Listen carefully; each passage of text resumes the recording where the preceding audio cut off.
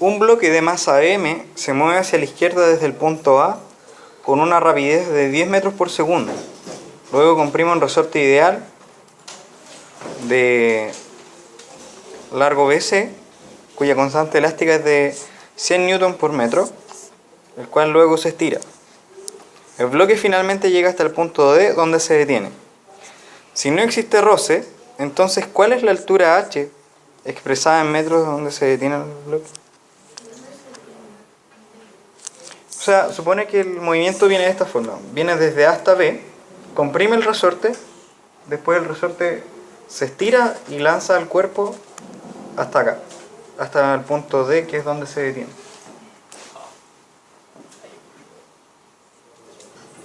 Entonces vamos a hacer el mismo análisis. Vamos a ver cuáles son las fuerzas que están involucradas acá. En esta primera parte, antes de tocar el resorte,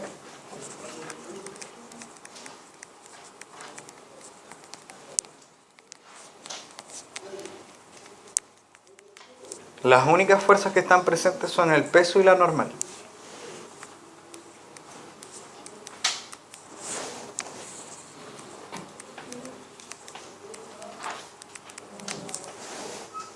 Después, cuando está en contacto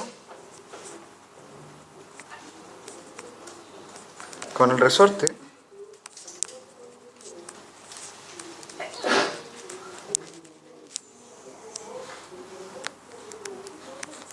¿qué fuerzas va a sentir? Bueno, una normal de nuevo, porque está sobre una superficie.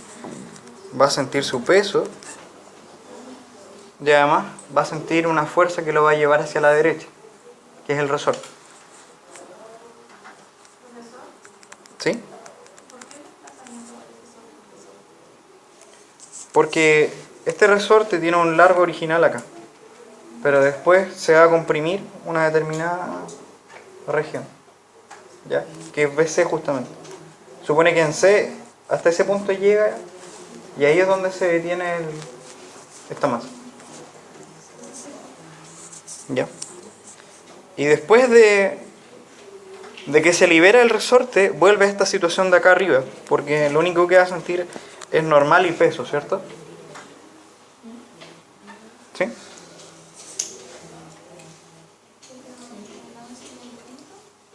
No, sería este mismo. Bueno, quizás se va inclinando acá, pero lo que nos importa es saber qué fuerzas están presentes. Entonces, ¿qué fuerzas conservativas hay? Está el peso y la fuerza elástica, ¿cierto? En todo el sistema. Sí. O la fuerza del resorte, como quieras llamarlo. Lo importante es saber que tiene que ver con el resorte. Y la única fuerza no conservativa es la normal, ¿cierto?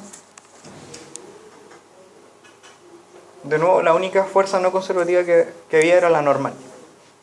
Y su trabajo es cero, porque el movimiento está sobre la superficie y la normal es perpendicular a la superficie y por lo tanto perpendicular al movimiento.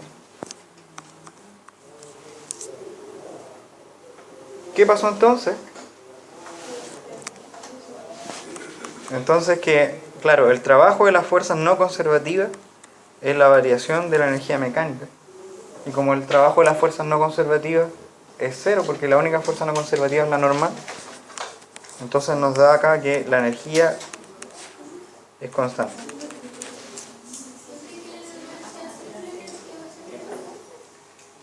No, depende de las otras fuerzas no conservativas que hayan, pero que en este caso solamente había una, que era la fuerza...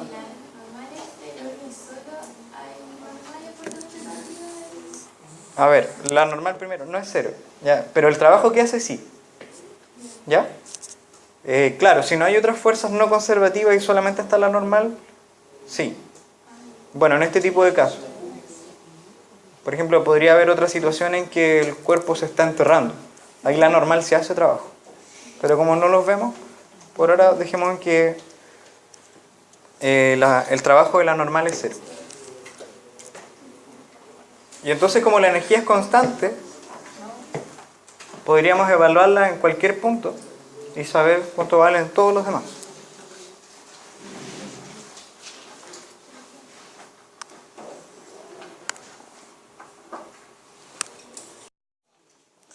Entonces veamos los datos que podemos obtener.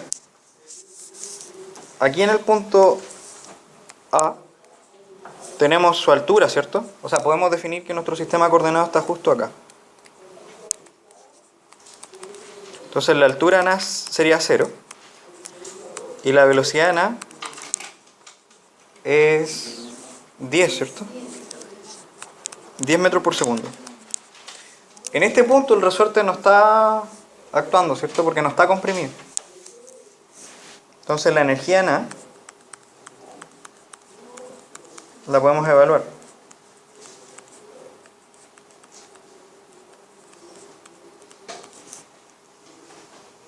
De nuevo nos va a quedar en términos de la masa M.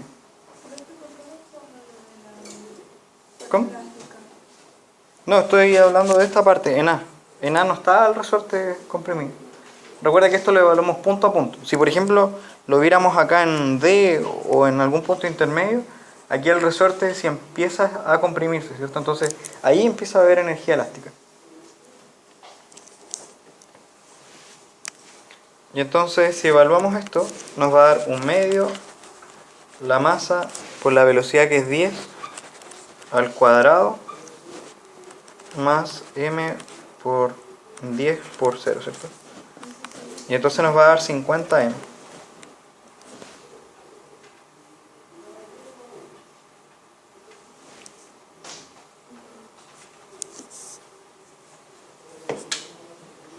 Después de que pasa entonces por todo este tramo, cuando empieza a comprimir el resorte, la energía se conserva igual. Porque dice que no hay roce en toda la situación. Ahora, ¿cuánto se comprime? Eso se podría calcular quizás si uno conociera la masa m, el valor específico. ¿Ya? Pero en todo caso nos están preguntando otra cosa. Nos están preguntando hasta qué altura llega acá en D. Entonces, toda esta zona en realidad no nos va a influir en nada. Porque como esta energía es la misma que acá y que acá, los elementos acá del resorte fueron un distractor. Porque en realidad lo único que nos importaba era cuál. No, porque lo que concluimos era que en todo el trayecto la energía se iba a conservar. Entonces, en particular, si llega acá al resorte, la energía iba a ser siempre la misma, aquí, aquí, aquí, aquí, hasta que llega arriba. Entonces, nos están preguntando hasta qué altura llega. ¿Nos sirve de algo analizar esto? No, en realidad. Entonces, todos estos datos del resorte fueron un distractor. Y entonces lo que nos interesa es calcular la energía en C, ¿cierto? No, perdón, en D. En este punto. Aquí en D. Ups. No. Ya, entonces la energía que nos interesaba era la energía en D, ¿cierto? Ahí sí. En D supone que va a estar a la altura H.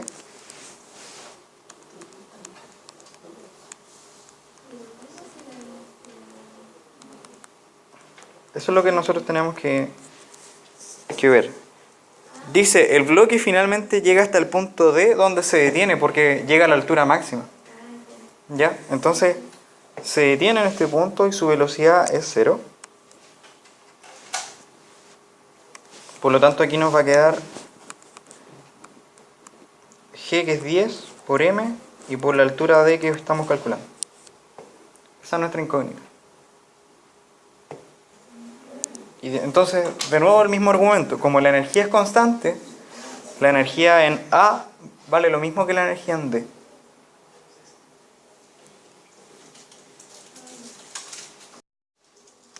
Entonces, la energía en A es lo mismo que la energía en D. La energía en A era 50M, ¿no? Y la energía en D era 10M por la altura en D. Y de nuevo pasó lo mismo entonces. La masa no fue necesaria conocerla explícitamente, porque se simplifica.